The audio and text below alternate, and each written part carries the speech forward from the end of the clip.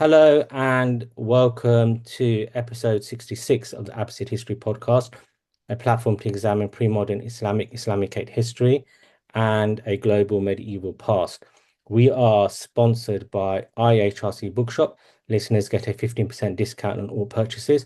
Visit IHRC Bookshop at shop.ihrc.org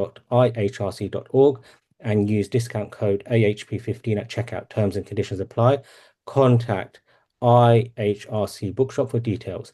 I'm your host, Talha Hassan, a PhD student at the School of Oriental and African Studies in London. Now onto the show.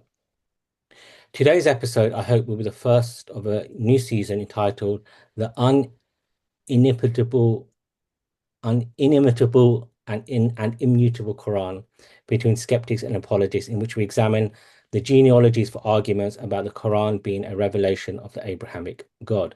The early followers of the Prophet Muhammad claimed civilisational leadership based upon their conviction that they were the final and true heirs of the Abrahamic legacy. To that end, scholars from the community developed arguments to support that claim. From them was the argument that the Quran was a linguistic and literary miracle that had no compelling explanation for its appearance, but as a revelation from the Abrahamic God. It ought to be pointed out that the Quran, being inimitable owing to inherent literary features, was not immediately obvious as a consensus to all the earliest writers who believed in its divine origins. I hope to explore this in future episodes. Before we begin, I want to assert that no offence to anyone is intended by these discussions. They aim to be rooted in good faith as a collegial and friendly examination of ideas.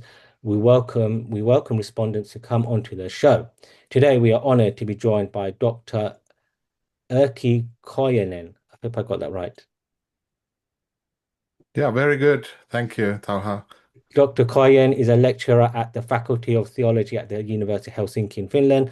He has generously agreed to give a presentation especially prepared for the Abbasid History Podcast based on his paper, to which we have given links in the episode descriptions. Welcome, and we look forward to hearing this presentation. Thank you, Talha. It's a pleasure and an honor to be here with you discussing the Quranic literary miracle arguments. My own work has largely focused on science and religion issues, particularly related to evolution, ideas of design, divine purpose in nature, and other science and religion topics. But lately, I've also come to have a great interest in interfaith discussion, interfaith arguments, and analyzing them through a philosophical lens. So, my work is an effort in academic philosophy of religion here. It's not aimed to be an apologetic or a counter-apologetic as such, but rather is aimed at attempting to understand this tradition of arguments. What does it mean to say that the Quran is a miracle in its literary form? Why should someone believe in such a claim or not believe in such a claim? And what are the different forms of argument that have been given in favor and against such arguments? So I got interested in this topic not only because of how popular these arguments are, but also because I noticed that the arguments had not really been taken very seriously in the academic philosophy of religion. Like, of course, you have numerous articles which focus on the historical aspects of the discussion, for example, but very few which take it seriously as a philosophical argument for Islamic belief. You have many apologetic works, you have many counter-apologetic works, but these quite often focus more on polemical purposes rather than trying to help the reader or listener think through both the objections and the potential arguments that can be given. So I set out to provide this sort of analysis, and I tried to particularly pay attention to the role of testimony in these arguments, which is pretty central as we will see later. But I then wrote two papers on this. One of them is already published in the journal Religions, and it is titled "On Literary Miracles and Social Credibility: The Epistemology of an Islamic Argument." And in this paper, I take three different versions of the literary miracle claim. So these are arguments which focus on the early Muslim history and the perceived impact of the Quranic text and an early testimony for the miracle. And the second form is an argument from a kind of cultural memory or a collective Muslim aesthetic experience of the Quran as an inimitable text. And then the third one is an argument from Quranic literary features, where it's argued that certain features that are in the Quran are such that their literary quality exceeds what would be expected or possible or feasible for human civilization. And the second paper it focuses on testimonial arguments in particular. So in that paper, I take a look at two different arguments which particularly focus on testimony. So these are the arguments from early Muslim history in the first paper, but this is a more detailed look. So I look at both Al-Jurjani's argument and as a historical, highly important example, and then Hamza Andreas Sortz's contemporary version in his book Divine Reality. So I tried to look at both one historical version and one version from a contemporary Muslim apologist. And then I put them through the philosophical analysis and also try to look at the historical claims and other claims that are involved. So that's the basic idea of the papers. I just wanted to try to understand what's going on, and very early on, although I first got into this after reading this sort of popular versions and contemporary versions of the argument.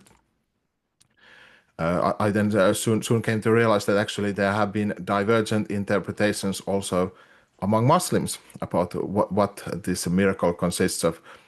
Is it a miracle that is sort of universal and still recognizable today just by looking at the text, or do we need to look at the early testimony? Is the miracle about the literary features of the Quran, or is it about the contents of the Quran, the message of the Quran? So there are some Muslims who think also that the literary miracle argument is not very good. For example, they might think that if knowledge of the Quran as a miracle depends on your knowledge of Arabic, then that's not a very universal miracle. So it has to be somehow based on more universal features, or there's something unsatisfactory in the view of these Muslims in the literary miracle argument. So there's quite a few interpretations. And so far, the feedback that I've gotten from these articles, also from Muslims, has been surprisingly positive. Perhaps I expected to maybe also get some hate mail because these arguments are so popular. But I feel that so far, at least, my readers have thought that I succeeded, at least to some extent, in being objective, and also this went through peer review, of course, and several of the reviewers were Muslims. And I've also received good feedback from Muslim scholars, some of whom, or many of whom, also see some problems with the argument. So ultimately, I do end up concluding that the arguments are not very persuasive. But my hope is, of course, that also for those who do want to defend these arguments, that it's still going to be useful to see what this sort of outsider's perspective is. So you might, or they might see what these arguments sound like to those on the outside. I first came across your work when I was looking through the program at a conference on the Quran at Edinburgh last year, and I came across an early version. I read an early version of this article, which he sent me, and what appealed to me was that fair-mindedness and objectivity, and I couldn't tell um the background of the author, and that's why I got in touch with you, and we've had our correspondence since, and now you're here. So yeah, we look forward to hearing your presentation. Yeah, thank you, Tauha. Yeah, going to that conference, which was arranged at Edinburgh, the Edinburgh Collegium on Islam. So, eyes on miracles. That was a great experience, and it was also a way of trying to ensure the objectivity of the paper. So, or trying to get feedback from people who come from different backgrounds. So, my own religious background is Christian. So, I I, I realized that makes a huge difference because people grow up hearing the Quran, and you get immersed in the language of the Quran from a very early age, and that gives a very different experience phenomenally of the text compared to someone who comes to the text very late in life in comparison. So, and I wanted to see and test the perspectives to ensure the accuracy. And I was very grateful for the help of the organizers and all the reviewers in this process. So, as I've looked through the literature, read both defenses and analysis and histories of the argument. Of course, it all goes back to certain Quranic verses and how to interpret this. So, there are several verses in the Quran which lay out this sort of challenge, apparently, of literary immutability, or at least some sort of imitation. So, for example, you have Quran Surah 17 and verse 88, quoted here.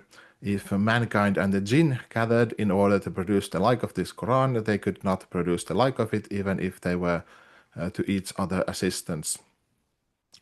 So here it's a challenge to produce the like of this Quran, and then there are other verses which talk about a surah or a verse of the Quran. So the general understanding of proponents of the argument has been that, which we can already see in the early biographies of the Prophet Muhammad.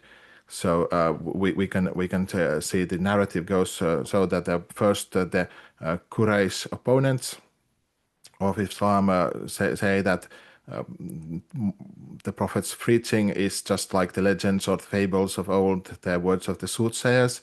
And then, according to the narrative, they are challenged to produce the like of the Quran, and then they fail.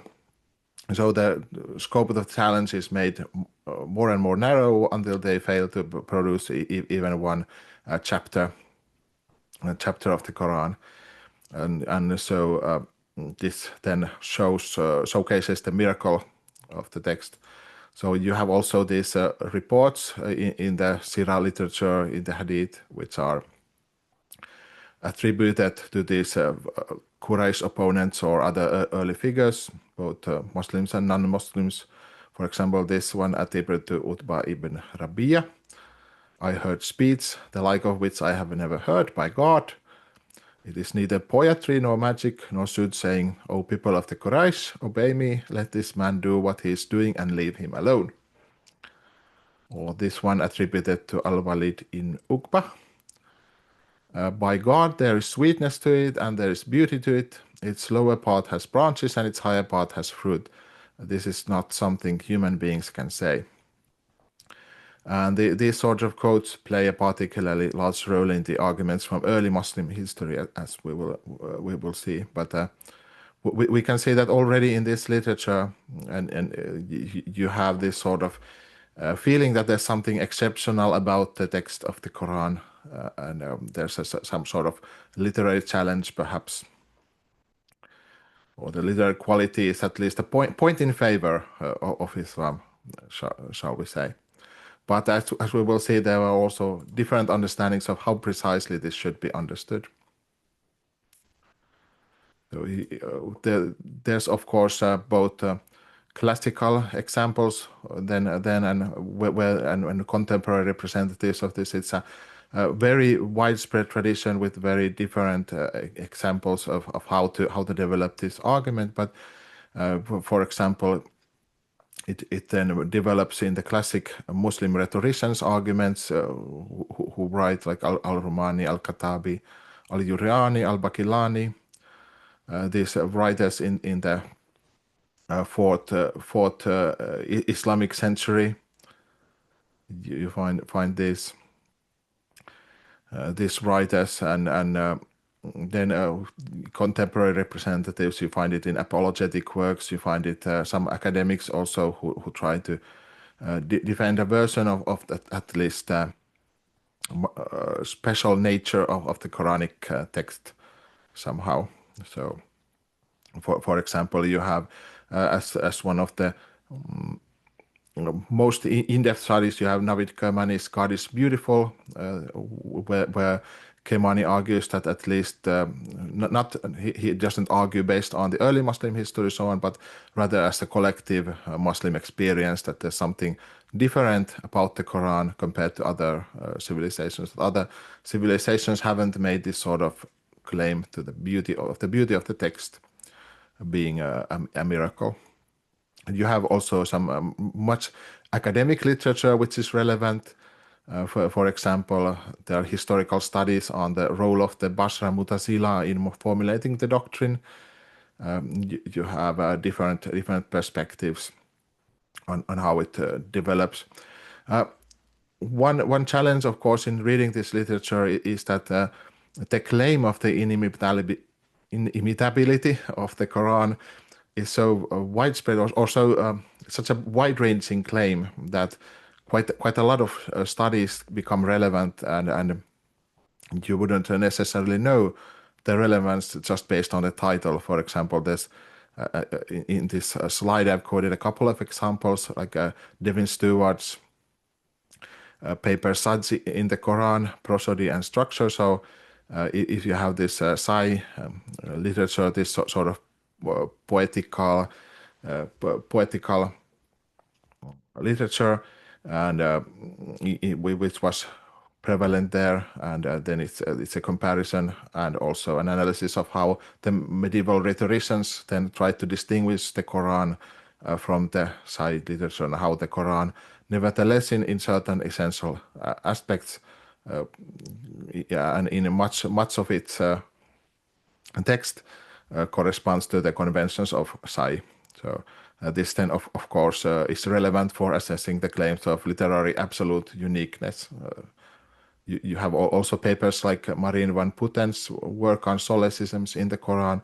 So a solecism is this sort of grammatical oddity, something that doesn't seem to correspond to grammatical standards. And then Van Putten chronicles how attitudes within the Islamic traditions developed over time, where the idea of inimitability and inerrancy of the Quranic grammar became the norm, and this then prevented certain options of reading the Quran that were prevalent in the earlier versions. So this is relevant to seeing how the idea of inimitability isn't really full-fledged at the start, but rather it takes time to develop. And for those who are interested in more, I quote and reference quite a lot of literature in both of my papers, which are freely available. So these are, I hope, also useful for those who want to then use my paper as a sort of stepping stone to find much of this further literature. All right. Well, moving on. What's the general argument structure? What would be the importance of inimitability? Philosopher of religion Sam Lebens is one of the few writers in philosophy of religion who has written on this, and in his book, The Philosophy of Religion, The Basics, Lebens outlines arguments of several different major world religions such as Judaism, Christianity, and Islam. And in his chapter on Islam, he identifies the argument from inimitability as one of the central arguments that has been historically and also in current discussion made for Islam. So Lebens then distinguishes two main premises of the argument, which then lead to the conclusion that Islam is true if these premises are true. So the premise one is that the Quran is inimitable, and premise two is that if the Quran is inimitable, then Islam in some form or other is true. So what the Lebens formulation shows is that when we are talking about inimitability arguments, it's not just about assessing the nature of the text itself, but it's also about making a philosophical conclusion about what does that quality of the text entail. What's the best explanation for this quality?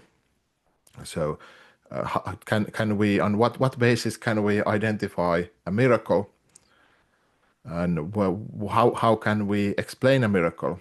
If something that goes beyond human capacity occurs, then does that provide a good reason to believe that that religion, in the context of which that happens, is from God, a revelation from God? And those are pretty deep and complex philosophical issues, as Lebens points out. So the critics of the argument then will descend probably not only from one premise, but also from the second. They might argue both that we have reason to think that the Quran is not strongly inimitable, or they might say that even if the Quran is inimitable, then still this wouldn't be sufficient evidence for Islam being true. Maybe there's also evidence for other religions. Maybe other religions can also explain some miracles in the context of others. Like these are common philosophical concerns. Likewise, proponents of the argument have to defend both of the premises that the Quran is inimitable in the sense that it's beyond human capability, and also that inspiration by God is the only explanation that fits. So that's a general introduction. So defining what is a miracle and what is inimitability is of course really central. So for example, we might distinguish between two types of inimitability. Like we might say that almost any classical work, actually, any literary work that's considered a huge classic, that's considered an original work, is really difficult to imitate for several reasons. Like take J.R.R. Tolkien's masterpiece, The Lord of the Rings, which basically is responsible for the modern genre of fantasy. But of course, Tolkien fans will argue that it's still the best, and no other work has exceeded its quality. So it's in a sense inimitable, but of course they wouldn't say that it's still divinely inspired. Well, maybe somebody would, but I haven't at least seen this as a major line of argument. So there's a sense in which in any work which is sort of the work of a creative mind is the product of certain historical situations, certain expertise, certain knowledge, certain life situations which the author had, certain cultural context, and there's a certain creative fire or a creative energy in that work, which might be difficult to exceed for works that merely then try to imitate it or follow along in its wake. But in this weaker sense, a work that is inimitable is not still, it doesn't still exceed the boundaries of human capacity. So you have to be very careful about how you can establish it. And that's also a complex philosophical issue. Like how do you even go on to evaluate literary quality? And this is going to be relevant for all of the versions of the argument. I remember Dr. Bart Ehrman was told by a Muslim apologist about the Quran having no contradictions as part of this, and he responded, well, nor does the telephone directory, which I found quite amusing. Yes, that's quite an amusing anecdote. Yeah, there's also the famous Quranic verse which takes the issue of no contradictions as being evidence for the truth of the Quran, and of course, similar argument might be made there, like if the Quran is without contradiction, uh, then must Islam be true? And one might say that a book can indeed be without contradiction, or also without being divinely inspired. And also there's of course a difficulty which comes in that there are quite a lot of strategies for harmonizing supposed tensions and contradictions which can be used in any work. And actually which can also be used, like we can see such strategies are also in use in many other works. For example, the Star Wars movie canon might seem to, like, different movies might seem to contradict each other, but then you also have like fan fiction works or expanded universe works which then try to introduce additional factors and then solve these contradictions. So human beings can be very creative also in solving apparent tensions. So it's a very difficult to establish in what sense the lack of contradictions would be evidence or good evidence for divine origins. But that's a sort of a separate argument, but it could also be part of the argument. For example, you might say that perhaps part of the inimitability might be the lack of error.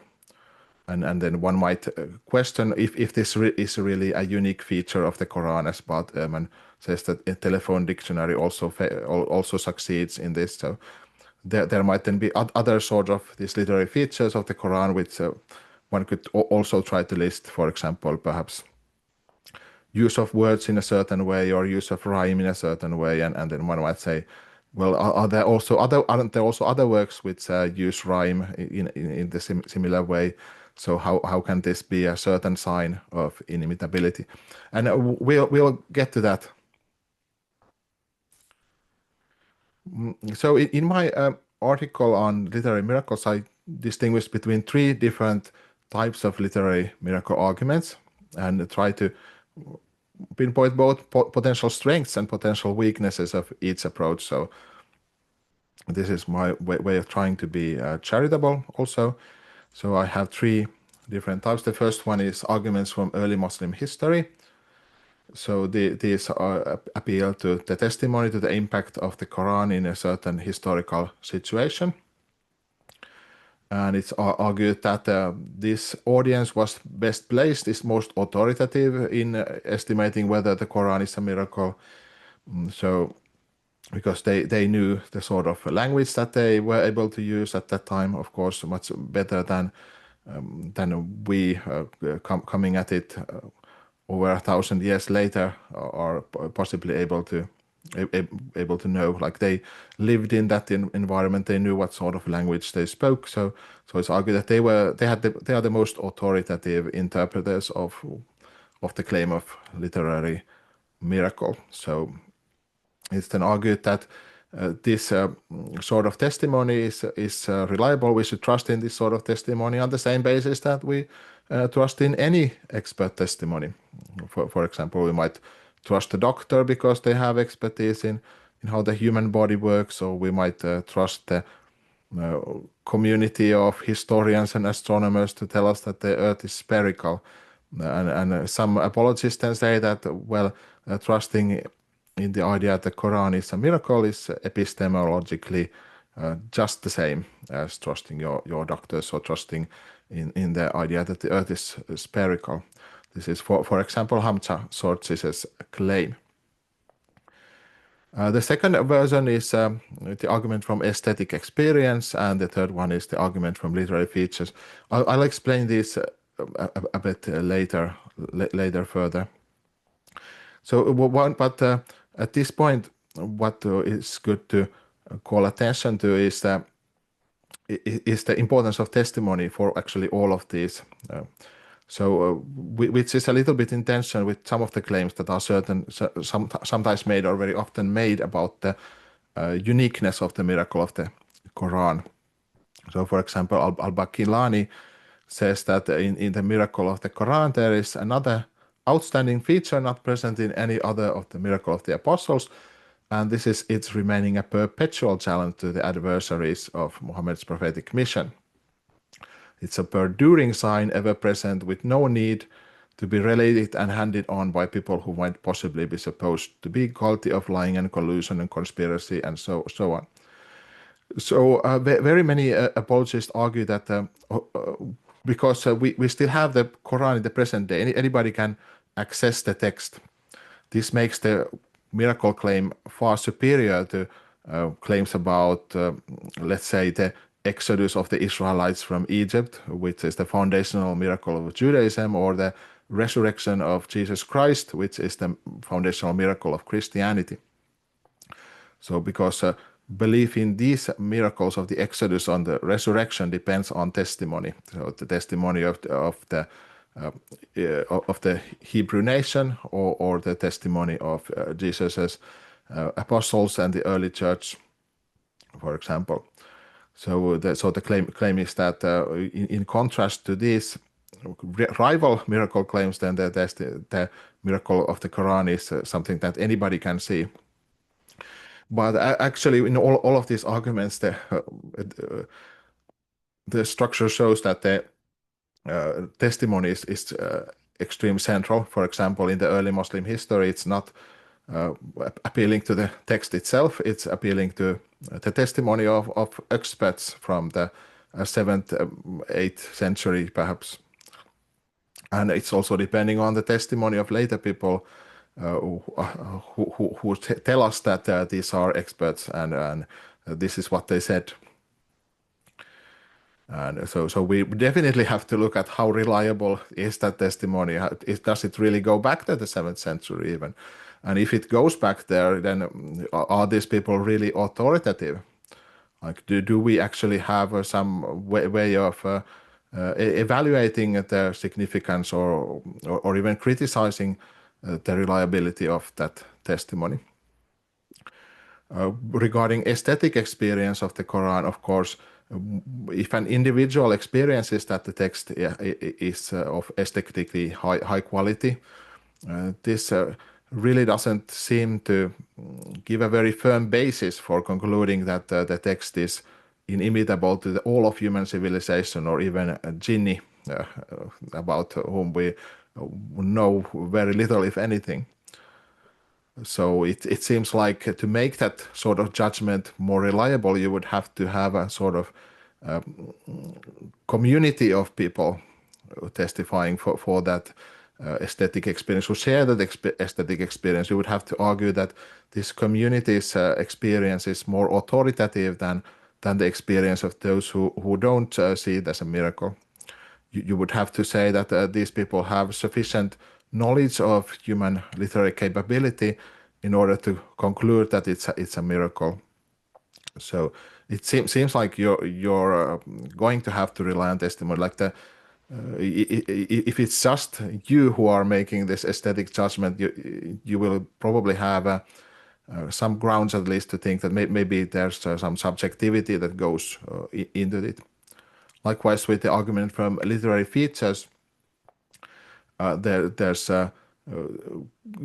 you sort of rely on testimony of experts to say that how to what extent are such and such literary features really unique to the Quran, and to what extent are these exceptional, for example, in the early context or in all of human history. So it's not really sufficient to just use your own experience. I mean, arguably, the Mormon Church relies upon testimony to validate the claims of Joseph Smith. I mean, from my understand, there were witnesses to these golden plates that Joseph Smith found, and those same people, although they turned their back on Joseph Smith, still claim to have seen these golden plates. So these kind of types of arguments are used in all different sort of traditions. Yeah, yes, definitely. So there's quite a few religions which make use of some sort of testimonial arguments, and then of course you have to evaluate a couple of things. First, you have to evaluate like the reliability of that transmission, like were those people really there, for example. Let's say, did those people really see the tablets provided by Joseph Smith? So that's one area where you have to look at. But then you also have to look at the authoritativeness of that testimony. So were those people experts in archaeology or something? Were they able to really evaluate? Let's say that they did see this sort of tablets. Then were they were they the sort of people who would be able to evaluate the authenticity of the tablets, or really translate the tablets, or something like that? So you have to look at both of these features, and also the same in the case of these arguments from early Muslim history. You have to look at both of those factors, both the reliability of our knowledge of what the people said, and also then the reliability or authoritativeness of that testimony itself. And then you might also see, well, what's the strength of this argument then in relation to all the other things that we know about Mormonism. Do we have a reason to think that the Book of Mormon is otherwise, say, historically reliable or credible as a worldview? And of course, other religions might also have these sort of arguments from aesthetic experience and so on. For example, the Mormons, of course, if you ask any Mormon missionary why you should believe in Mormonism, they will reference their own private experience of praying about it and feeling this sort of inner peace or inner fire, and then they ask you to also pray. And then if you don't have the same experience, then it's of course going to be explained on the basis of your inappropriate disposition, or just you possibly weren't praying honestly, or any sort of explanation like that. And it's going to be the same with the argument from aesthetic experience. So if you experience the Quran in a different way, that might also be explained by the apologist as a result of your dishonest evaluation, for example. So the problem, of course, is going to be how to distinguish this from other religious arguments, and to say that it's comparatively stronger or perhaps weaker. And I don't want to say that all of the religious arguments are of precisely the equal strength or anything, but this sort of comparative approach definitely helps bring out the weaknesses and strengths of various arguments.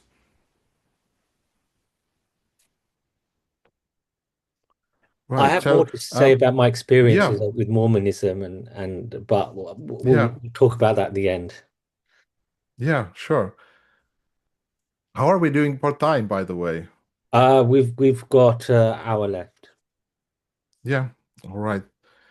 Well, let's continue. So I'm going to now look at a little bit more detail at each of the three arguments, and we'll try to leave some time for the further discussion as well. And please do comment also in the middle of the presentation. Right. So going through the argument from early Muslim history, of course, in the paper I go through all of these arguments in much more detail, but the premises are, as I've already outlined, that firstly, the 7th century Arabs testify of the inimitability of the Quran, and secondly, that their testimony is authoritative and definitive for us, and finally, also that the inimitability is most possibly explained as a divine miracle. So proponents of the argument claim that we have both the direct testimony from people of that time, from both opponents of Islam and from Muslims, but also this sort of implicit agreement. So, for example, what Al-Jurjani claims is that Al-Jurjani, sorry. Sorry to correct myself. Al-Jurjani, yes, Jurjani. sorry, yes. So what he claims is that some people at least clearly surrendered because of their inability to imitate the Quran. So if the opponents of Islam had been able to imitate the Quran, he claims, then they would have done so as well.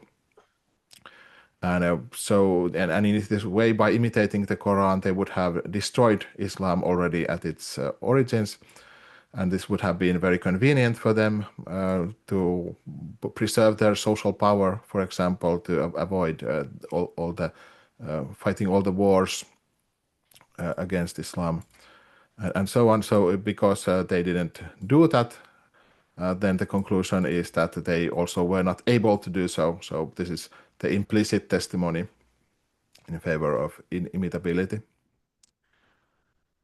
So how are we to evaluate this sort of arguments? As I've already indicated, we can see both whether the testimony really goes back there to the 7th century, and then we can also evaluate how authoritative that is. And we can look at how we evaluate testimony in general. And in the discipline of social epistemology, which is the philosophical investigation of concepts like trust and disagreement and skepticism and authority and so on, these sort of issues are quite often investigated. And social epistemologists believe that our human knowledge is inescapably social. So much of what we know about the world in general comes through testimony. And if we were to only trust in our own basic senses, what we can confirm for ourselves, then our knowledge of the world would be very deficient. For example, those of us who haven't visited the continent of Australia would have no way of knowing that Australia exists. And even if we visit, then we would still be reliant on human testimony to know that this is actually Australia, which we are visiting, and this is Sydney Airport or something like that. So without testimony, we really know very, very little about the world. So expert testimony, of course, is even more important, and generally even more reliable than ordinary testimony. But still, even in the case of expert testimony, social epistemologists identify several features that can make us sometimes suspect that some expert is not really an expert, or that at this time this expert is giving us a misleading interpretation. Perhaps the expert is overstepping the boundaries of their own expertise. So Grundmann has 3 categories of reasons that we can use. There's the social information. We can see if these are really experts. What do other experts think? For example, are there other experts in linguistics and rhetorical quality besides the Arabs of the 7th century, and so on. And then there's analytic evidence, such as logical coherence. Is the definition of inimitability, and is the argument from inimitability to a divine miracle and so on, is that logically coherent? Are there some sort of problems? If there's a clear problem, this might make it impossible for us to trust the testimony, or at least regard it as a decisive reason to trust in the belief. And finally, there's the evidence from domain-independent disciplines, such as coherence with other knowledge. So if we, for example, have other knowledge about rhetorics, or other knowledge about miracles, or other knowledge about religion, morality, and so on, which is relevant for the claim, then we could use that also to evaluate the expert's claim. And perhaps we might even have some evidence relevant to the topic itself. For example, all of us might have some knowledge about human psychology, and then we might be able to some extent to evaluate psychological claims. But in other fields, the expert's claim is going to be more difficult. It's going to be more separate from our ordinary everyday knowledge, so then it might be more difficult for a layperson to evaluate. But it seems at least that linguistics and miracles, these are really wide-ranging claims, so they are very likely to come across some of these reasons, at least, are going to be relevant. So in my papers, I then go through problems with both premise A, meaning the contents of the 7th century testimony, and then premise B, the authoritativeness of that testimony, and premise C, the inference to a divine miracle.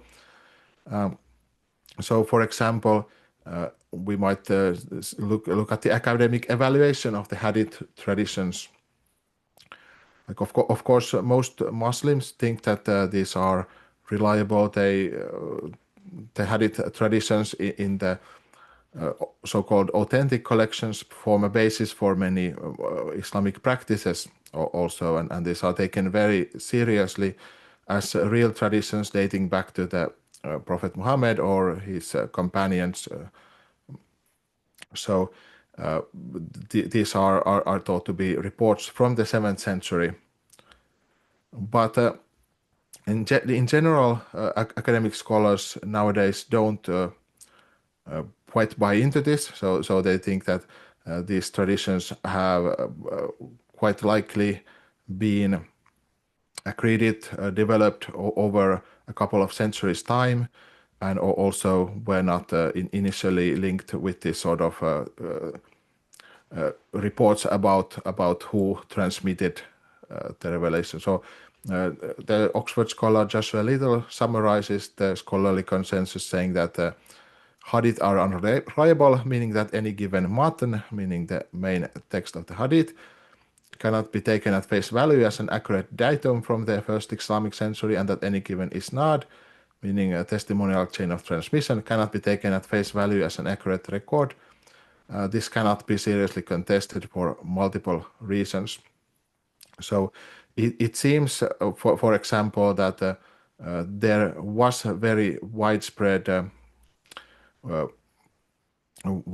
falsification of these sort of traditions, and we can also see in the Sira literature, the biographical literature, and in the Hadith collections that many sort of reports and ideas about the 7th century that exist there are historically implausible or seem to fit a later situation of the incipient Muslim empire. For example, we have many reports that clearly have this sort of apologetic purpose. At least from an outsider's perspective, this is what it looks like to most scholars. And Of course, there's a big pushback to that now in terms of the authenticity and the kind of validity of traditional hadith methods, but that's for another time, and the point is understood. Yeah. Yes. So, I mean, regardless of what one thinks about the reliability of these reports in general, I mean, the point is that you need to take into account this issue, that you can't just quote these reports from, as if they are unproblematically from the 7th century. Like you have to put in the work to argue that these are authentic, that these really represent the early consensus. And of course, that's not even quite enough to just argue that these go back to the 7th century, to the companions of the Prophet, because from an outsider's perspective, that's not necessarily an indication that they are still reliable. I mean, they could give like one perspective of what that history was, but it could be a selective perspective. We know also from Muslim scholars who defend the reliability, such as Jonathan Brown, that there's a certain selectivity that goes into those. So of course, reports that go against Islamic doctrines would not be transmitted, would not be regarded as authentic.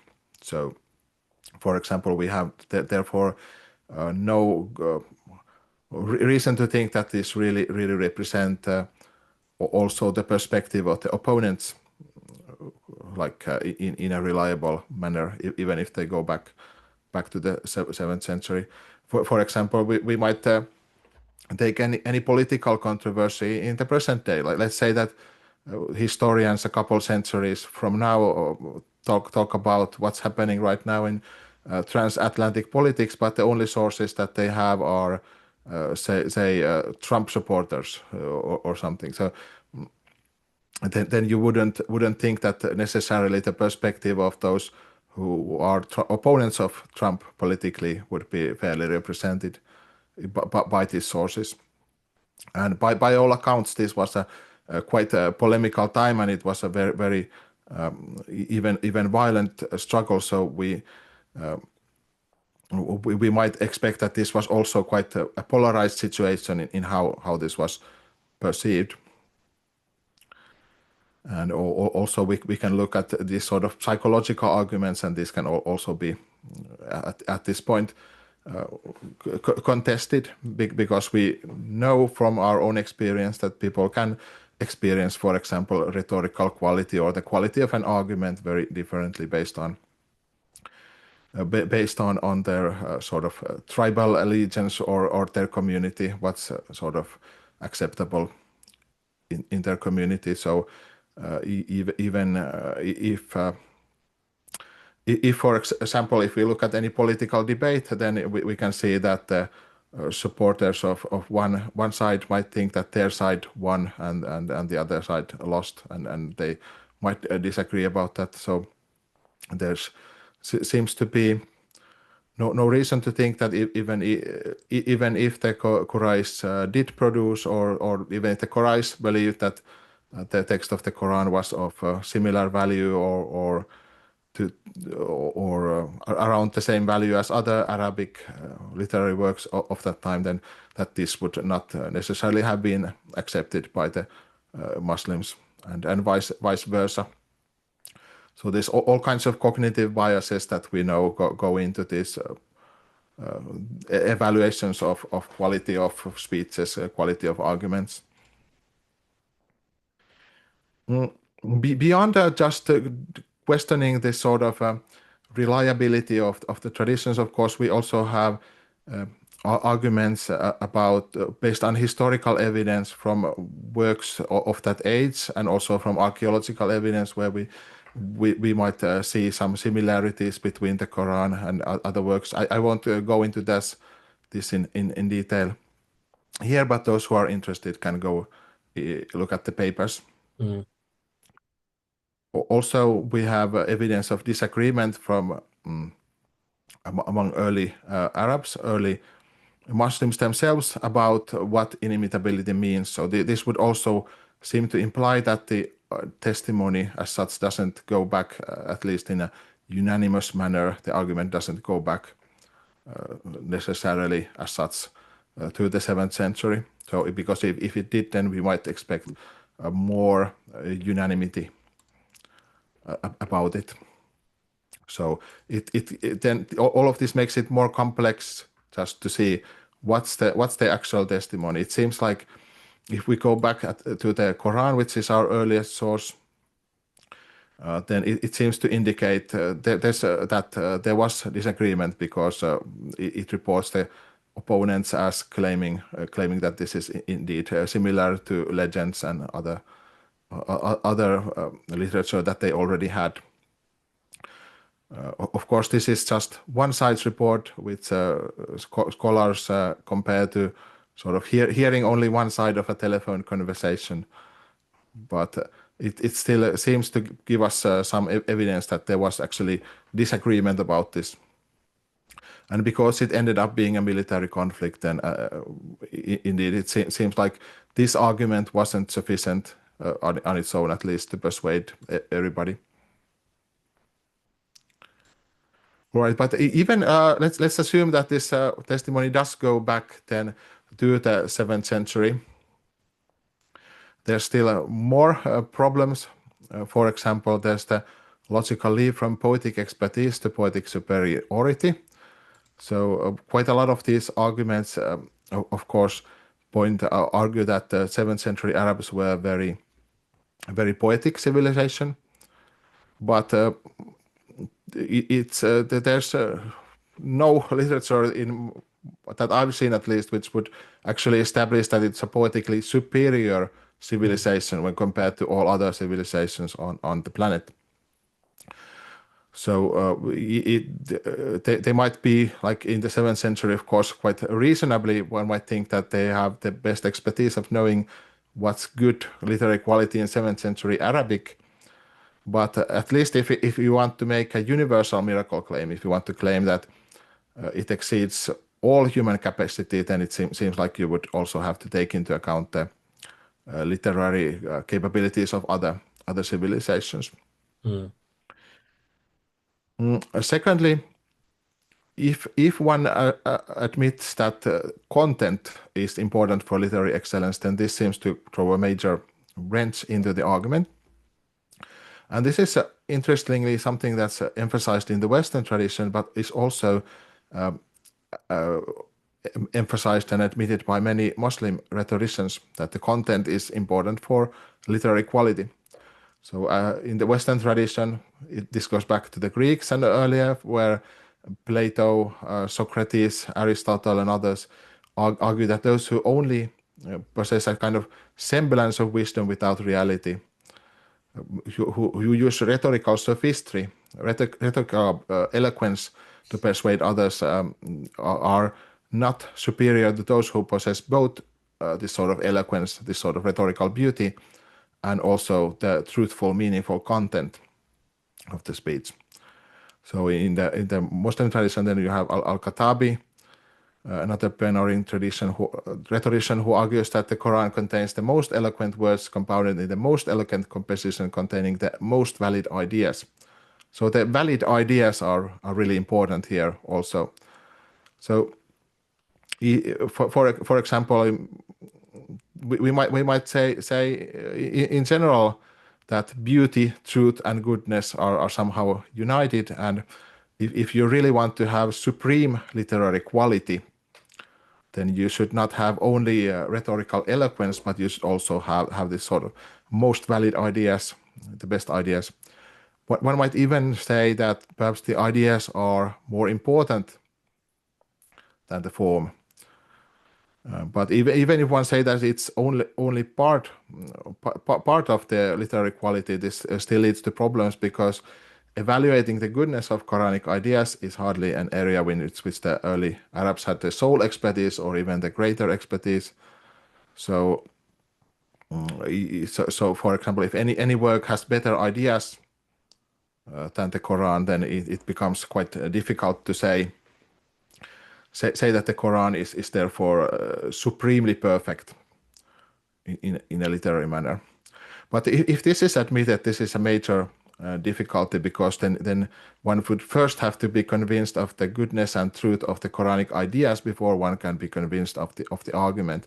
But then if one is convinced of the goodness, supreme goodness and quality of the Quranic ideas, then probably such a person will already be a Muslim. Most non-Muslims will probably think that there are other texts which have equivalently good ideas or even better ideas, or they might see some faults or difficulties in some Quranic ideas and some Quranic verses. So this then makes it very difficult. It makes even a kind of creates a kind of circularity in the literary miracle argument. It seems similar to the Euthyphro dilemma that's in Plato's work. When is something good because the gods say it's good, or did what's good precede what the gods have said is good? So here it seems like is like what is what the Quran says good because the Quran says it's good, or did those good teachings precede the Quran? And if the contents are inherent to literary excellence, then it kind of leaves us in this weird position, right? Yeah, it leads us in this kind of weird loop where you sort of it seems like it doesn't provide you with a foundational reason to believe that Islam is true. Rather, you first sort of have to believe that it's at least largely true, and then be convinced only then that it's also of supreme literary quality. So. So this seems to be a difficulty. It at least seems to make the evaluation of the argument depend on much more than just the sort of literary expertise of the Arabic language, of course.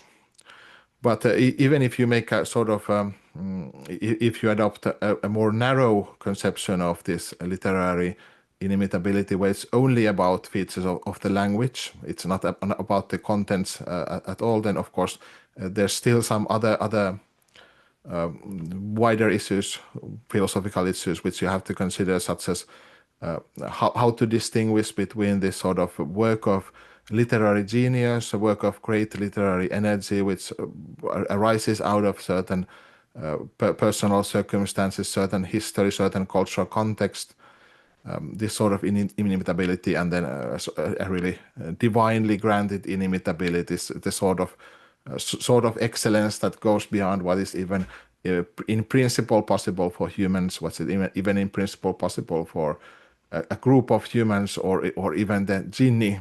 So that's still a more difficult issue. But really the importance of content is clear in quite a lot of the inimitability literature, and content is used, for example, to criticize other rival verses, such as those verses about elephants in which are attributed to the prophetic claimant Musaylima.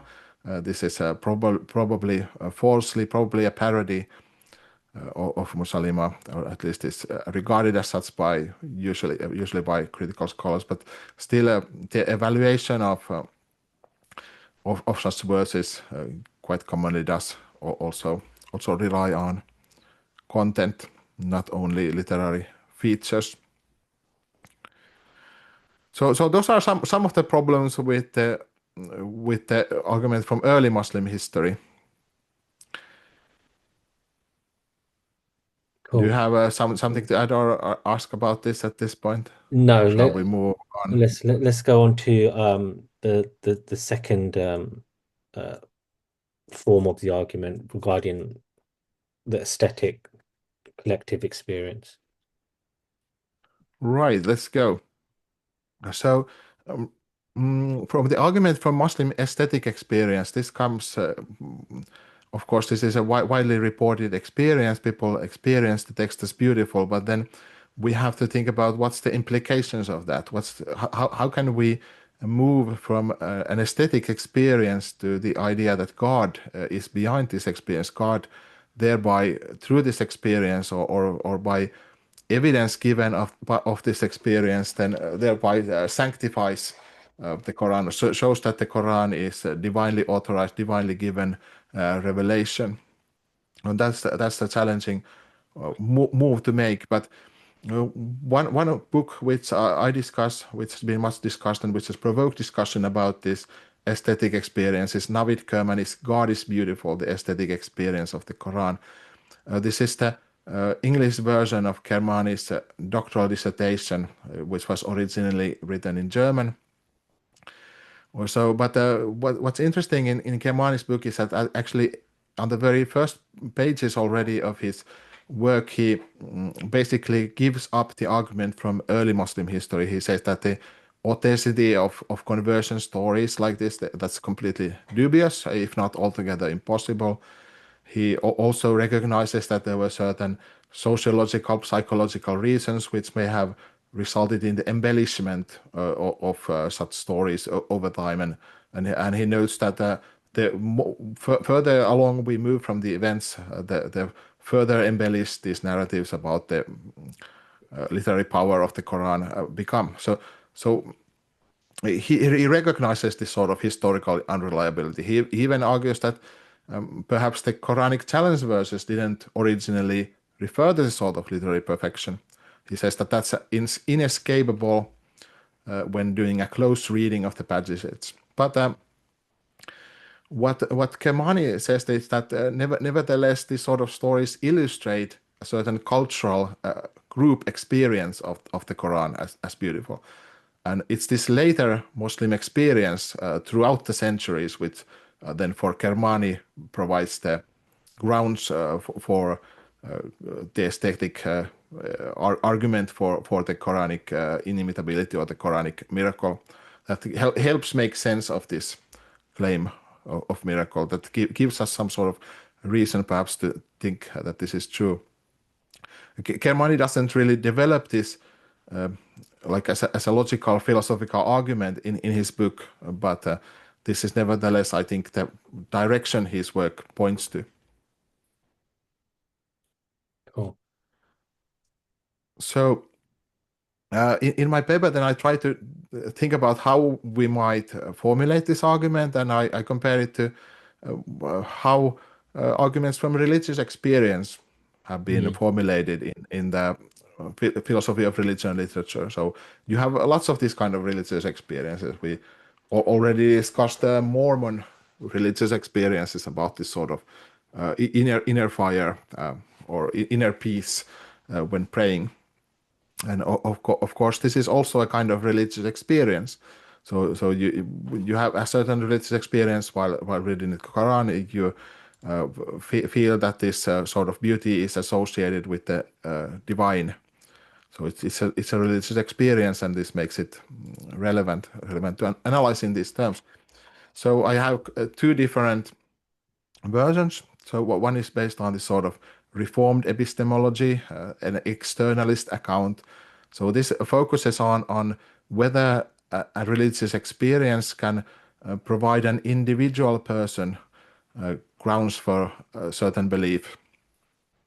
So if you and I or someone else has a religious experience, then does that experience give them a rational basis for believing in some religious idea? And Reformed epistemologists, such as in the Christian context, William Alston and Alvin Plantinga argued that yes, they definitely do, that you can actually have a religious experience. You can experience that perhaps you're looking at the nature and the galaxies and the stars and everything. You have the experience that there must be some sort of creator. It's not necessarily an argument, but as this sort of intuitive recognition that there's a creator. And then Planting also says you can have the same sort of intuitive recognition that the Bible is the word of God, that Jesus Christ is the savior of the world, and so on. And also, of course, this isn't quite the argument that the Muslim would make, but you could apply the same sort of logic. Perhaps you have the experience that the Quran is so beautiful that it can't be the product of anything other than divine inspiration.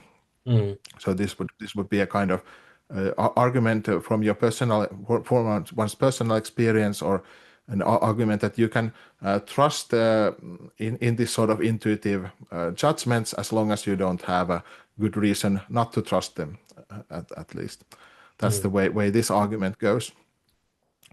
But of course, the problem with this is that you can do a similar sort of argument for many religious perspectives, and it's then this difficulty is of course recognized by all of these authors. They have their own defenses, but regardless of whether they succeed, it's still not quite doesn't accomplish the goals of what the literary inimitability argument is supposed to show.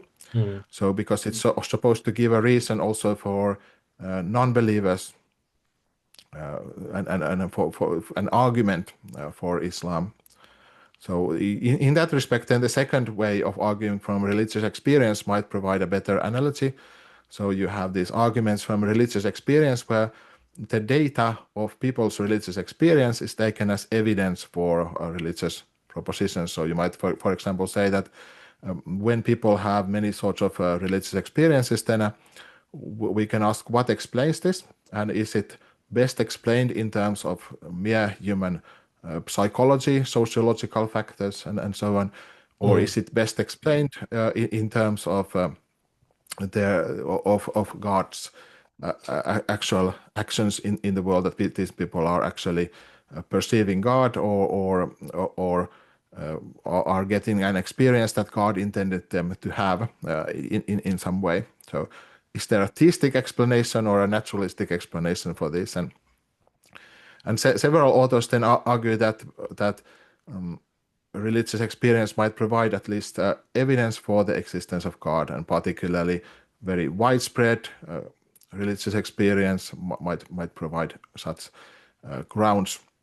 For example, there's the consensus gentium argument for the existence of God, which argues from the prevalence of belief in God across cultures, and then argues that the best explanation for this belief is that people have the experience that God's existence is true, and that God is really present in their lives in some way, and then this experience is then used as evidence for the existence of God.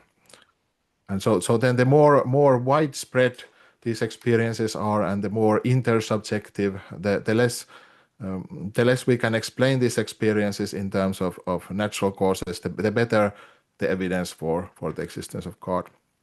So then similarly, one might argue that perhaps there's a widespread Muslim experience of the Quran, and then argue that the best explanation for this experience then would be that the Quran really is divinely inspired. So that would be the way of arguing. And as before, both of these ways really would rely on testimony. I think even in the case of just one's personal experience of the Quran, one would probably still need to reference others' testimony, at least to respond to objections. For example, because one might very quickly encounter other texts which also seem very beautiful, and the layperson's perspective, at least, is probably not sufficient to really see a decisive difference in literary quality.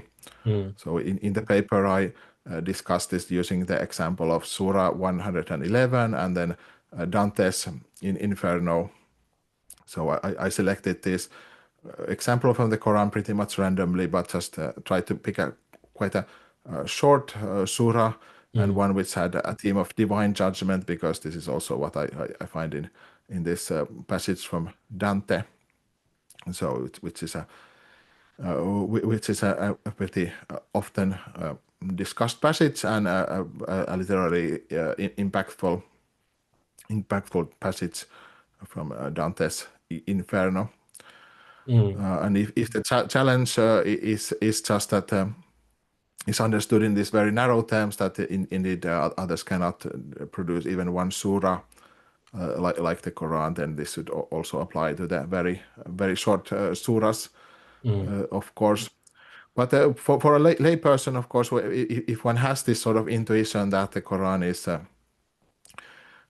is of such high literary quality that it can't be reproduced, then this might provide a challenge, because it's very difficult for the layperson to delineate any sort of features that then make it so much better than other texts you might have. For example, this very precise use of words, or use of rhyme, and rich vocabulary, and deep ideas, and other features such as that, also in other texts, and also this sort of richness of interpretation, or so on.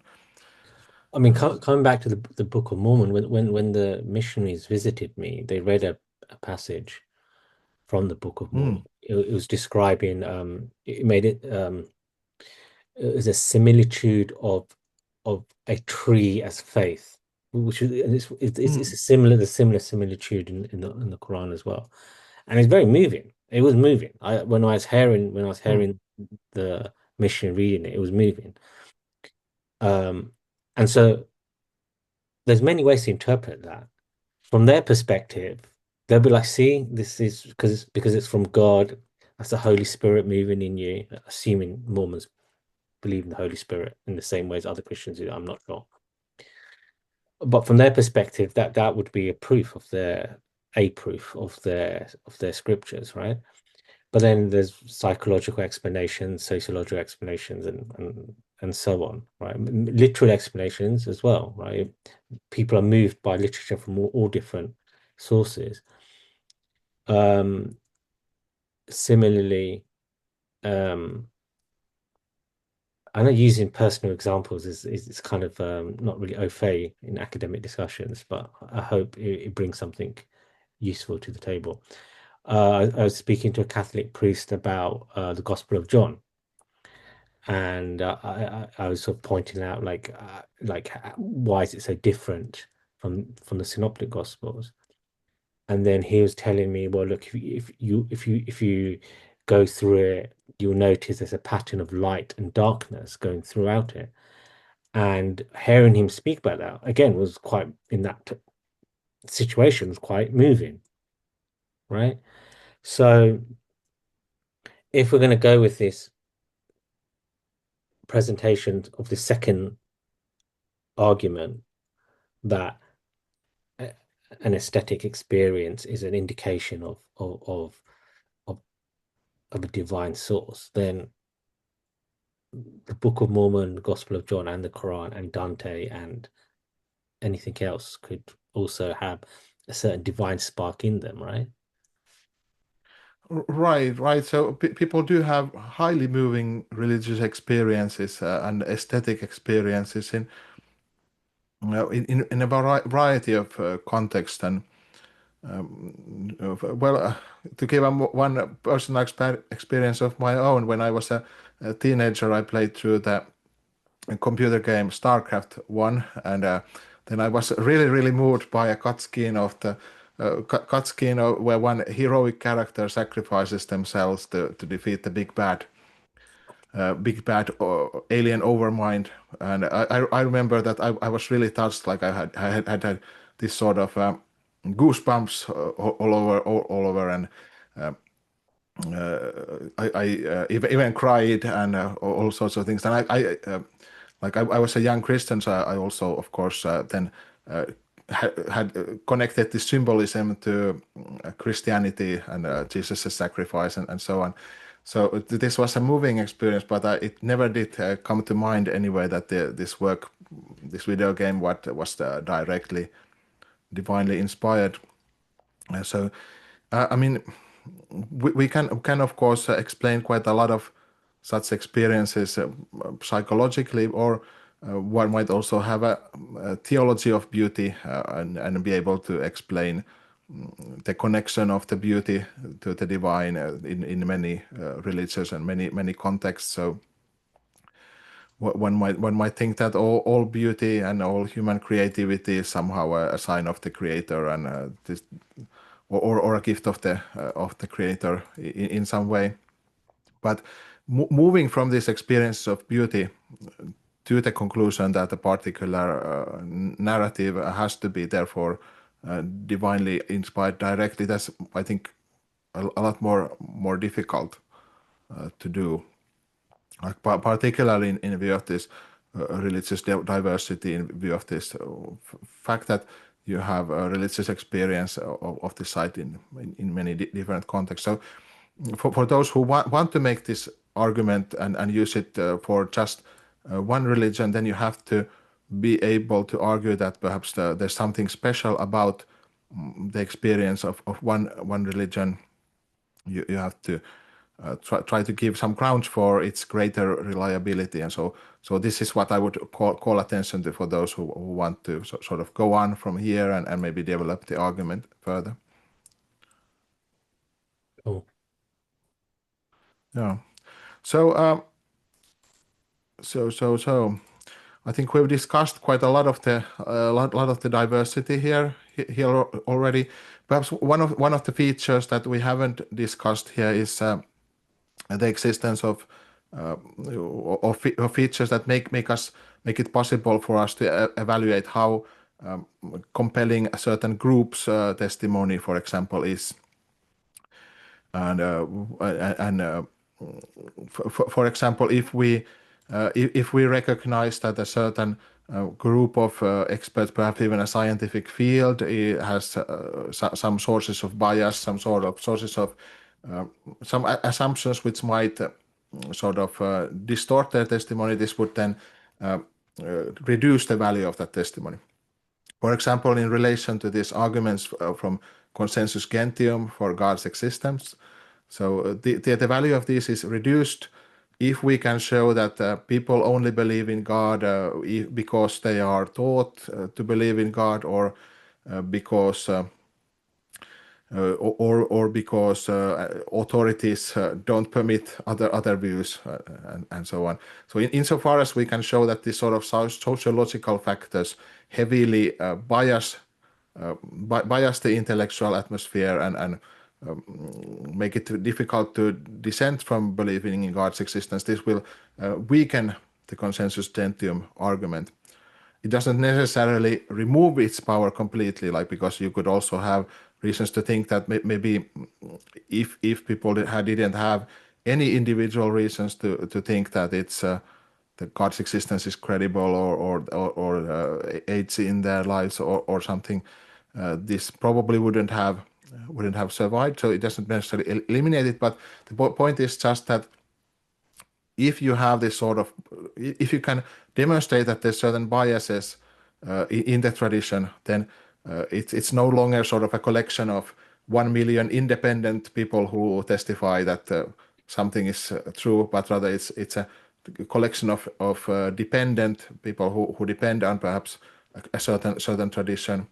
So that this sort of reduces the evidential weight, let's say. So with the consensus gentium arguments, one of the points in favor is that this is really a cross-cultural to some extent. So you have belief in some kind of divine reality across cultures.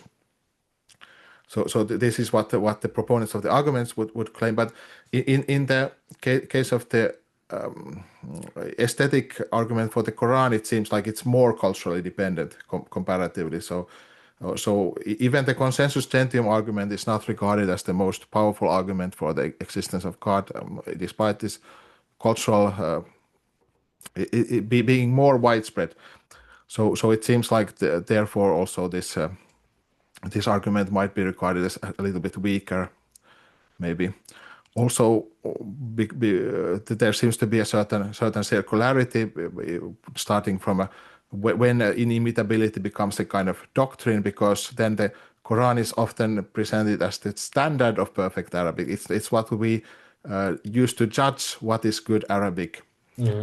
So it's not as if the quality of the Quran is at that point anymore being evaluated so much that it's being used as the standard of evaluation.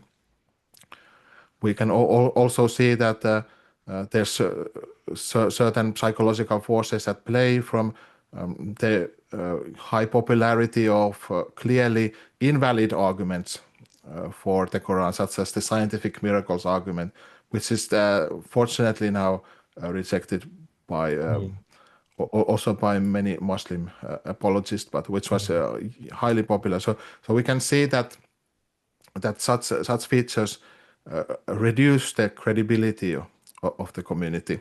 So perhaps one thing to take away from this is just that open discussion of the sort that we are having might also actually over time be helpful for the credibility of a community. Making such arguments, it can help make them perhaps more credible. But this is just to highlight some of factors which are also relevant here, and again highlight the importance of testimony. Another feature, and perhaps one to conclude this section, is just that again alternative worldviews can quite commonly explain a lot of religious experience in other traditions. So for example, such aesthetic experiences are perhaps on the easier side to explain, because one might, for example, think that beauty in general it's sort of a God-given gift and the spark of human creativity. So and even actually miracles or the sort of supernatural in other traditions might be explained by rival traditions, because most traditions don't restrict the supernatural just to one's own tradition. This again also highlights the the way the claim of inimitability, the claim of the miracle, really depends on one's broader worldview. It's not just about looking at the Arabic. You really have to look at the philosophy and even the theology that goes into it. So this goes back of course to our previous discussion on whether the testimony of the 7th century people is sufficient, supposing that we know what they said. Okay, finally we have just the argument from literary features, and I think we can go through this very quickly. I have a more detailed matter in the papers on this, but the basic idea here is to try to actually this detailed argument might be a way of trying to repair the difficulties created by the subjectivity of evaluating literary excellence, the problems also of historical reliability, and this might bring us sort of it's an attempt to try to give a more rigorous basis to the argument from literary inimitability and the miracle.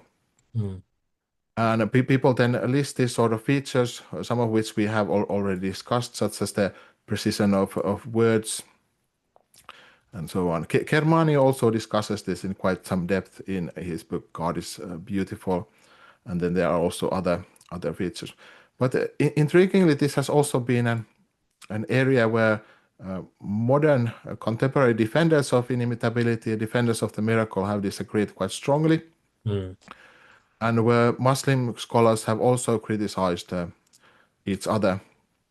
So, for example, here's a couple of examples. For example, the literary scholar Bassam Saeh, he defends his own version of the inimitability thesis, but simultaneously he also argues that if any of these same approaches and methods adhered to by Muslim scholars in the study of the Quran, then were adopted by Western scholars, then Western scholars would be led to conclude that geniuses the likes of Shakespeare, Dante, Rousseau, and Goethe were also gods. So this then leads Saeh back to an argument from early Muslim history, and which goes back to the problems of that argument, and particularly makes the scholarship which evaluates the similarities of the Quran and other existing literature really relevant. Another interesting example is from Mustansir Mir's evaluation of Bakilani and Bakilani's critique of Imru al-Qais. So what Mir argues is that Bakilani's contradictions where none exists fails to appreciate significant departures from normal usage, an ordinary syntax turns an unappreciative eye to subtle semantic shifts, picks holes in opposite metaphors, and brings unwarranted charges of redundancy. Bakilani bends over backwards to prove that Imru al-Qais' poetry is riddled with defects. And what Mir concludes is that actually if these criteria used by al-Bakilani were to be applied to the Quran, then this would also show that the Quran is in error. So the Bakilani, in other words, seems to be applying double standards and sort of evaluating literary quality in a biased way. So this is a critique of one of the medieval great rhetorical scholars and who defended inimitability based on literary features. And one can find this sort of analysis. I also in one of my articles then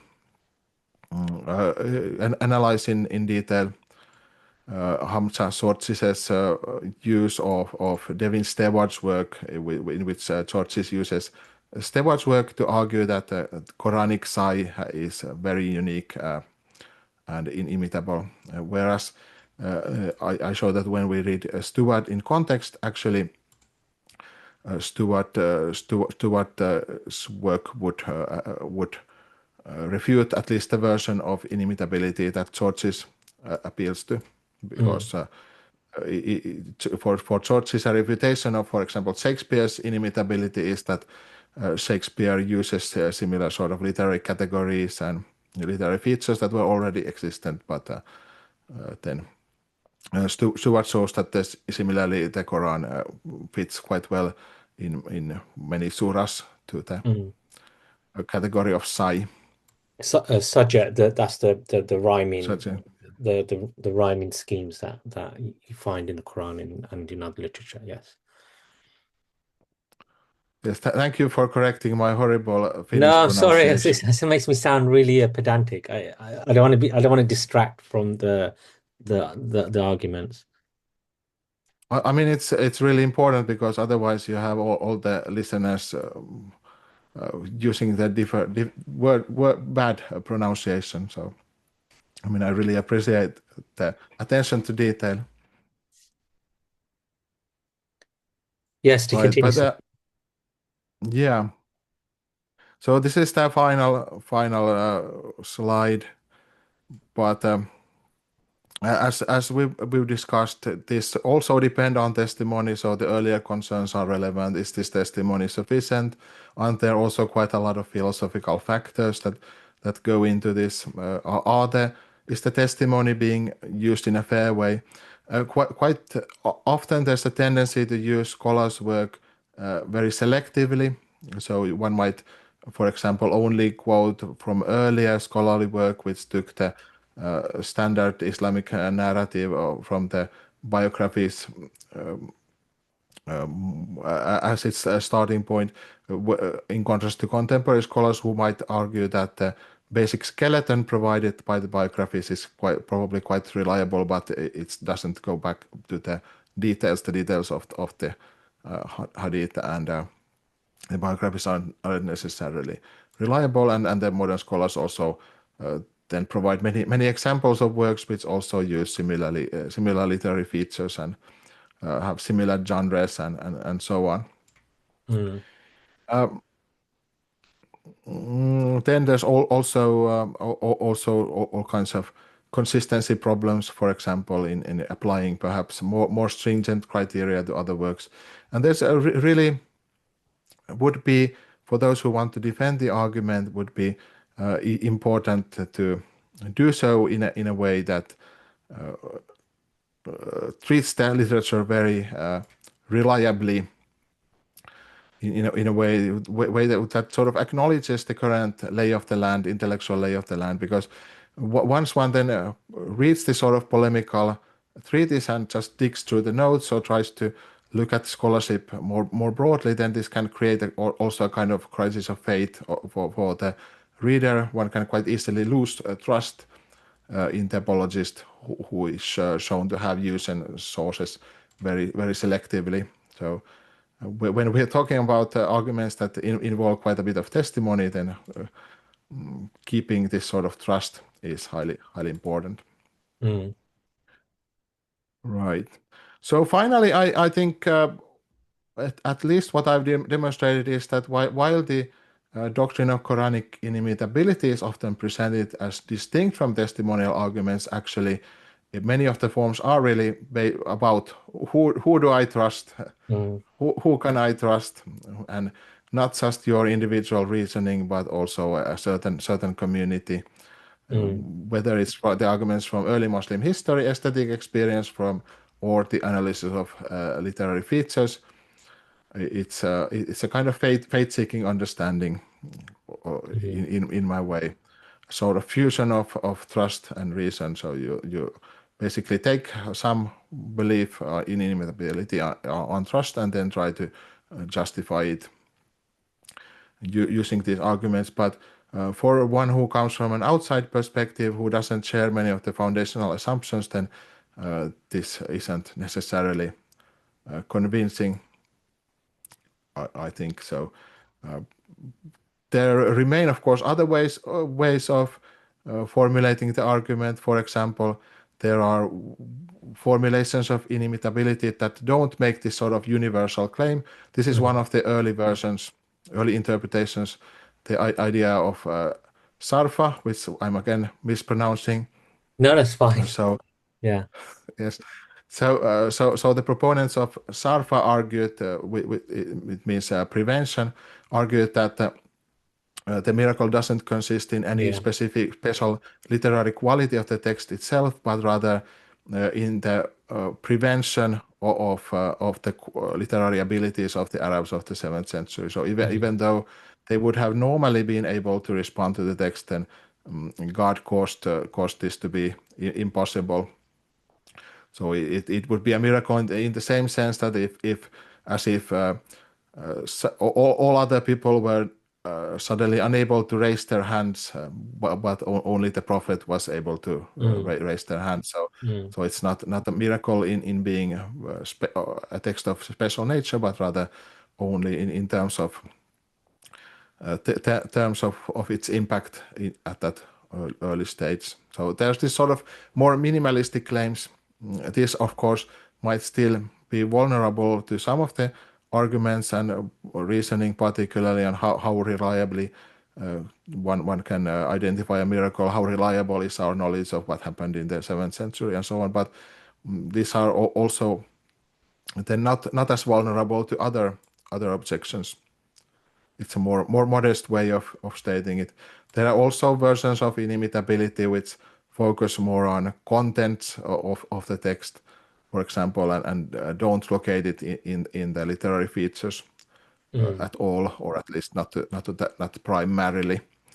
So those are also not discussed in my paper, and these are part of the diversity of Islamic opinion, nevertheless, both historically and in the present day.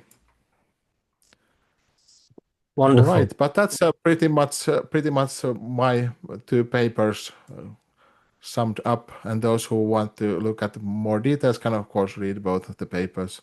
They are available online freely. I also welcome your feedback by email or on Twitter, for example. But thank you. Brilliant. Thank you so much. How are we doing for time? You wanted to end at 12 or 12 our time. There's about 2 minutes left. So We can still spend some more time. Oh, so sorry, I've been a bit verbose no, in going through this, so we spent more time than planned, perhaps. I appreciate you going through this. People can download the paper for themselves.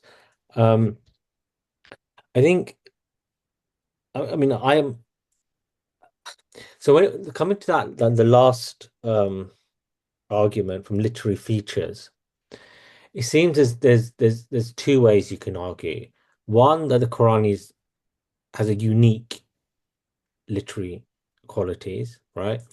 Or the Quran has the best um, use of literary features that exist, metaphors and similes or whatever, right? If you're doing, if you're arguing from the first case that the Quran has unique literary features, then for me it seems like um,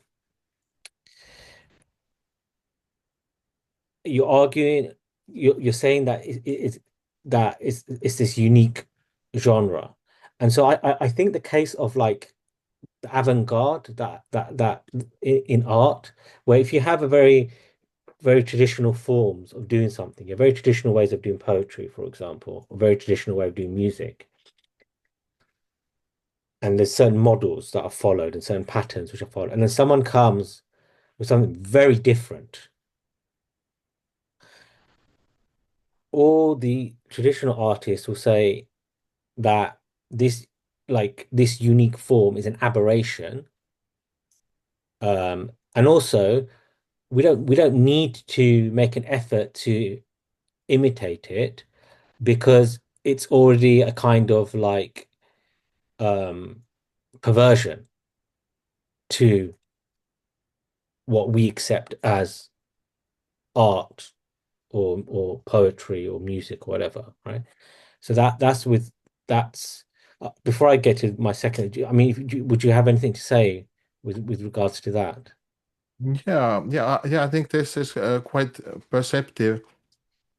So one of the main challenges of making this sort of argument is that the miracle of literary features would have to both exceed human capacity, but also be recognizable as being excellent in literary quality. And this makes it kind of difficult, because then if you sort of were to what if let's say God wanted to create this sort of text that is miraculous in this way, then there would be this kind of really fine balance, like you would have to, which you would have to negotiate, because if it's too different, then suddenly, of course, humans would just protest over its difference. But if it's too similar, then it's just more of the same sort of, and makes it quite difficult then to argue, and also then later on, when the Quran is itself taken as the sort of standard of what constitutes perfect Arabic and literary excellence, then this makes it even more difficult than to sort of have this sort of independent criteria based on which you then evaluate the Quran and say that these criteria show us that the Quran is inimitable. So if it doesn't quite fit the literary excellence of that time, and then the literary excellence of the later time is sort of takes it as its starting point, then what's the standing point where one would have to start from to recognize the miracle? I mean, it's and then the second argument or second aspect is that if the Quran is not a unique literary genre, it's rather it's the best usage of uh literary features, then you can only come to that conclusion if you've examined every single work of literature ever that's ever existed. And therefore Mm, then it's kind of conditional then, because who knows what's going to happen in the future, right? In mm, terms of, mm. and then if you have this independent standard, then you need to test it against, as you mentioned earlier, you need to test it against Chinese literature Mm. or literature from Africa or literature from the peoples in the Americas before the Europeans went there. And it's like it does open up questions for those who advocate the argument of the Quran being a literary miracle. Right, and I don't think this sort of work was historically done before this argument solidified itself in the tradition. Like there wasn't any sort of this sort of worldwide or very wide cultural comparison that was being made. It was just different works in Arabic which were used at most. So this does create a kind of a challenge uh, for the argument, and it seems at least that rhetorical expertise isn't limited just to Arabs. If you want to make this sort of argument, so the assumption usually is that a work that exceeds the quality would have to be in Arabic. It would have to be in the same style. But why is that assumed? Then it seems like you would have to somehow justify also that as the ultimate standard of literary excellence by in reference to all of the world's cultures. Perhaps one might argue, for example, that 7th century Arabia is the pinnacle of human rhetorical excellence, but that seems like a difficult argument to make. That Also, proposition has what's been proved exactly. yeah, Another difficulty is that to some extent, at least, our literary tastes are something that are a bit culturally contingent. So it's something that we learn. We learn to love certain art forms and certain literary forms, and there's at least an element of subjectivity to this. Like people would usually say that we can like at least in our ordinary experience we people do distinguish between ugliness and beauty and so on. So most people wouldn't want to say that literary excellence is completely subjective. So when they might say that maybe we can distinguish at least between amateurish and expert work and so on. But then when literary to exceed a certain level, like the quality exceeds a certain level, then it becomes, in the estimation of many, it becomes a bit subjective, like or very subjective. Like what's the best work, and very contextual also. Like what's the best work as a movie script, or what's the best work as a sort of uh, contemporary work in fantasy fiction or something like that. What's the best religious work or philosophical work? That becomes really difficult to distinguish once you get past a certain level of quality. Could I ask a question on the nature of miracles in general? Oh, Um, sure. because I Yeah, mean that's an interesting topic. we're here. I mean, I'm here to talk about history. Um, so at the end of 2.1 in your article, you say Yeah. most of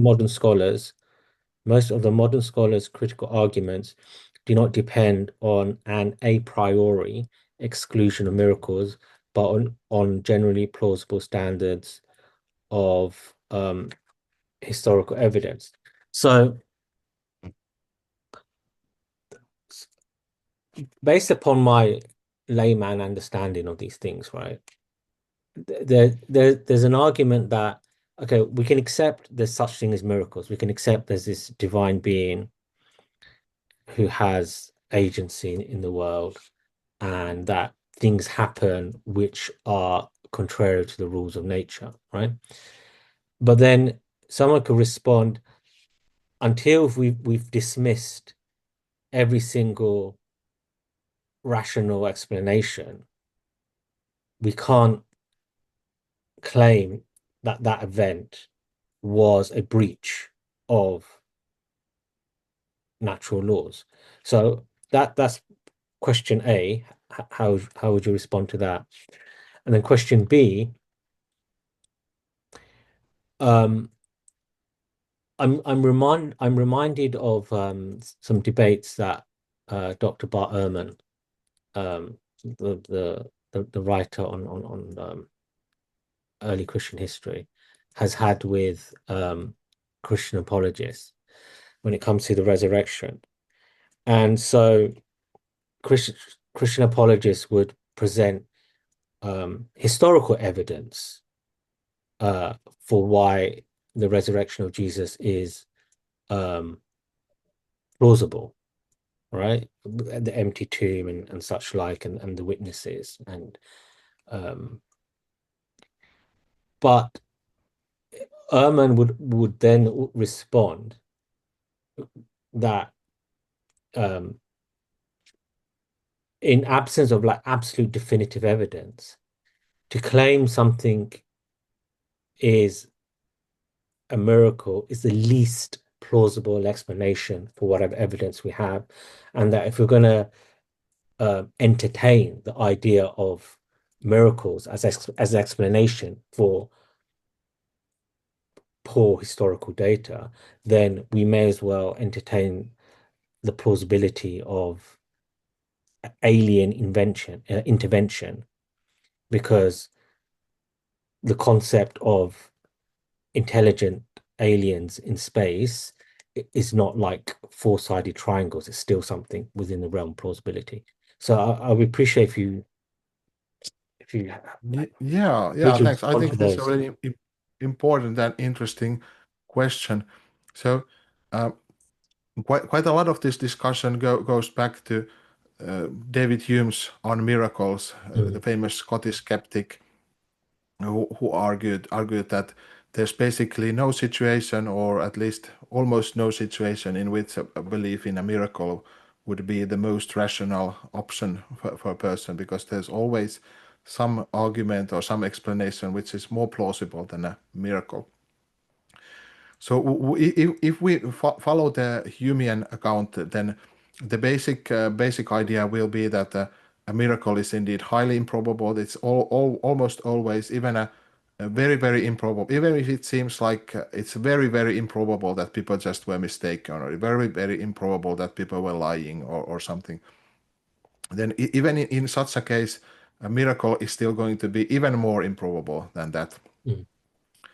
So Hume would say that from the history of religions, we have innumerable examples of this sort of miracle stories, and most of them, at least, we would have to regard as being explainable through this sort of psychological, sociological factors.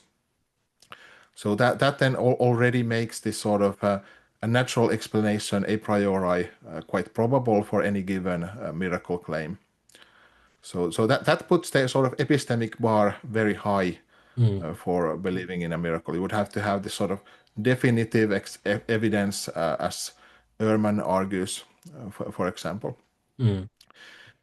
Well, this has created a huge discussion. It created a huge discussion already in Hume's day. Of course, you had Christian apologists and other philosophers also during that time who disagreed with Hume. You also have people who disagree with Hume today. Some of whom are also atheist and agnostic Okay. philosophers, such as John Earman, who wrote the famous book Hume's Abject Failure, in which he argued that Hume basically put this contrast in two absolutist terms, that there are at least conceivable situations in which testimony could make belief in a miracle plausible.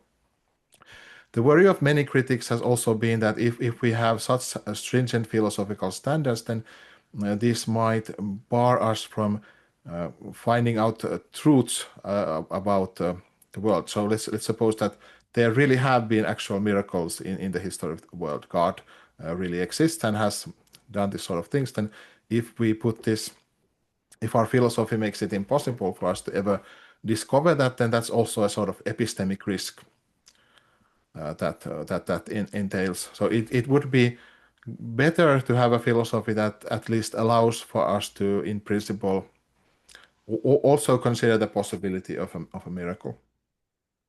So that's been some of the discussion. So then of course you have people in the present day who try to defend the plausibility of one or another miracle account, and usually they try to also respond to this critique by Hume or this by Ehrman. So in my paper, I don't really go into this in depth. What I say instead is that okay, let's say we take this really absolute prohibition of miracles in history, then that's of course going to be decisive against miracle claims. Right. But I also note that most, of course, the people of the world won't probably take it to quite that extent. For example, people from other religions who believe in their own miracles, probably they won't be able to take such a stringent standard. So then, in that case, it wouldn't be consistent for them to also apply this stringent standard to the Islamic miracles. Also, I think to avoid this potential problem of not recognizing even valid miracles, it would be more desirable to allow for miracles as an in-principle possibility. But this still doesn't mean that a miracle claim is therefore automatically credible. So what I say in that section is that most of the critical scholars' arguments don't really depend on this sort of a priori inclusion or exclusion of miracles, because still, even if a miracle is a possible explanation, it's still not going to be usually your first go-to explanation. Mm. So most of the events of the world, according to any theist, also are going to be natural. So, for example, theist molecular biologist who believes that miracles happen, say they are Catholic. Still, if a student of theirs loses all their bacteria and then comes to say that, well, the angel of death visited these bacteria overnight and that's why they died. That's still not going to be credible for the molecular biologist Christian. Even if one believes in miracles in general, or in some cases still, this doesn't mean that one has to believe, all kinds of miracle claims. So what the critical scholars arguments say is that, well, in these and these cases, at least it seems like we have alternative explanations. So for example, they might say that we have a certain pattern of how the hadith traditions are generated, and we can explain the emergence of these traditions better without assuming miracles.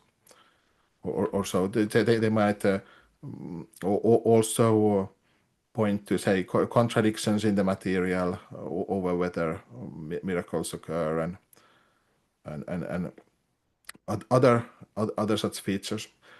So my point is that even it of course matters, like how improbable are miracles. That's going to matter for how much evidence we require before accepting a miracle. But that's a contentious matter, like how improbable they are. That's going to depend on one's worldview. But on any worldview, anyway, you can't just dismiss alternative explanations without considering them. And most of the critical scholars' arguments don't depend on this sort of a priori argument. Like if you give up methodological naturalism as an absolute principle of history, most of those arguments are still going to be there. Like, and this is of course regardless of one's religious perspective. And then one can dialogue with these arguments and see what happens. Does this help at all with your question? Why? So, in terms of point A, that even if you accept miracles are possible, it's still near impossible to accept any alleged miracle as a miracle unless you've dismissed other explanations. And since it's almost impossible to investigate other explanations, you can never categorically say that any alleged miracle is a miracle. What I heard from you, if I'm not mistaken, is that you cited this book, so I'll try and look that up, Hume's Abject Failure. And what I heard was that if you deny that miracles can be affirmed, then that is almost like saying there's a failing on the part of God. So I don't know whether I've correctly represented what I've heard from you. But Maybe not quite like that. sure. What I'm saying is that you don't have to put it in quite as stark terms that it's never possible to accept a miracle, and there's certain epistemic problems that also arise from putting it in quite as strict terms as Hume puts it or as Ehrman puts it, and you can sort of loosen the restrictions a little bit, and you still mostly at least get the same result, and most of the arguments still apply. Like maybe you don't need a decisive evidence. Maybe you can say that in some cases perhaps a miracle could be the best explanation, but in at least in some conceivable cases, and that's going to depend on one's worldview.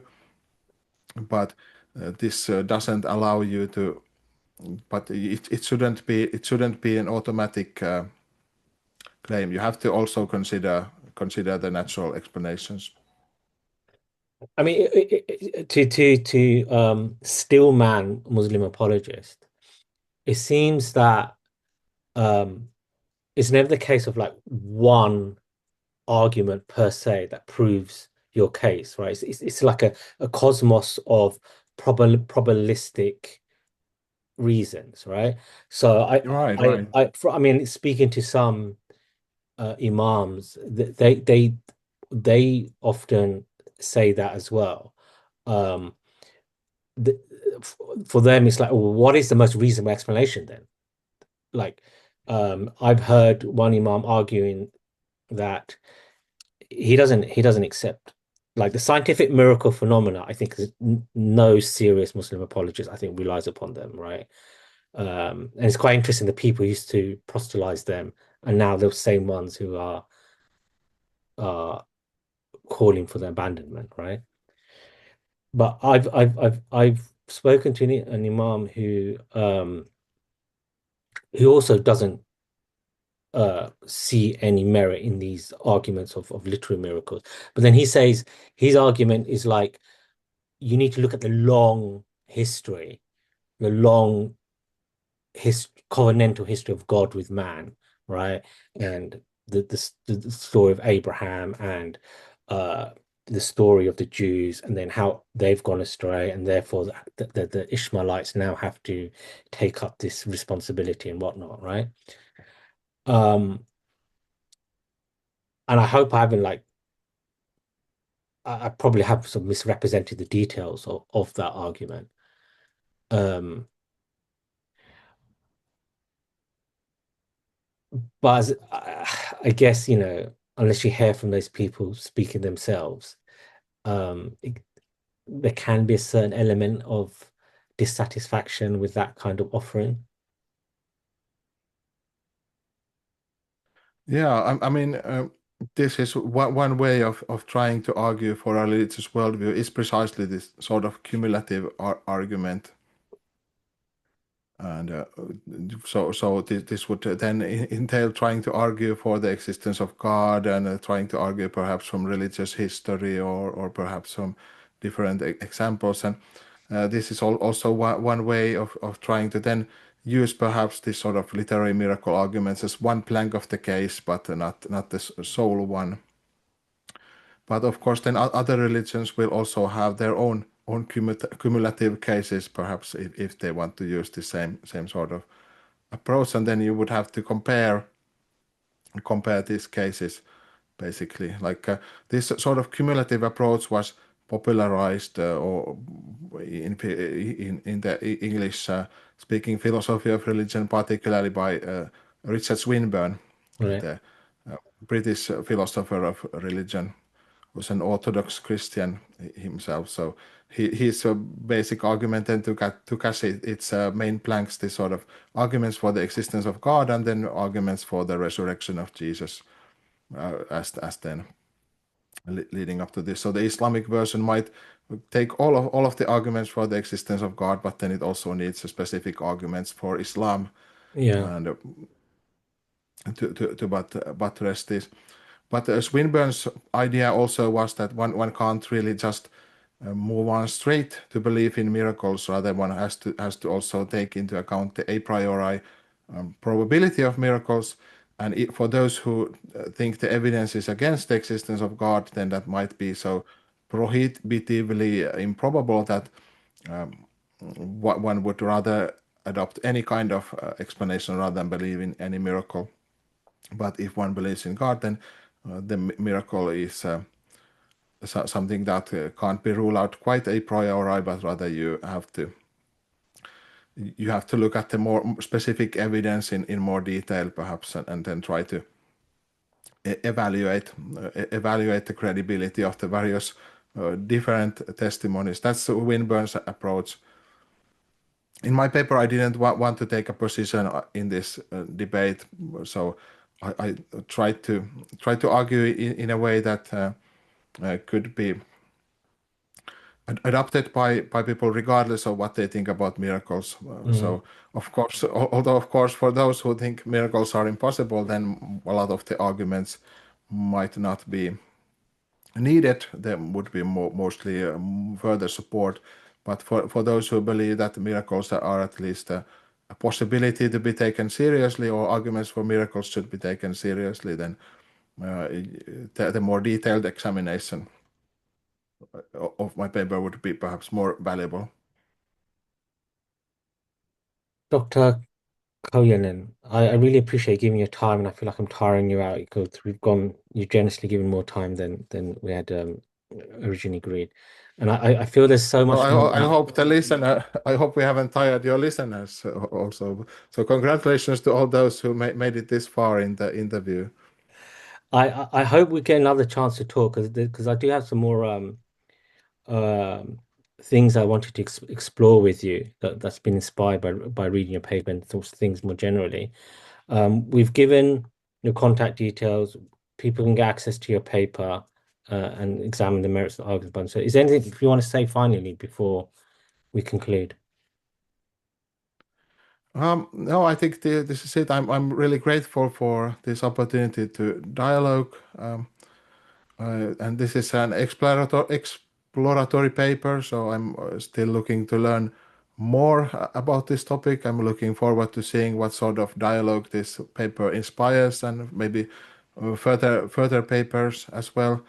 The whole discipline of social epistemology hasn't been applied yet too much to the issue of religious belief, to the issue of trust and authority in religious communities. I think it has a lot of potential. Like there's these social processes of knowledge are really important for all of us, both scientifically, social, politically, and religiously. So, and this is, I think, it's an interesting example, and particularly testing our models of authority and belief in the faith context.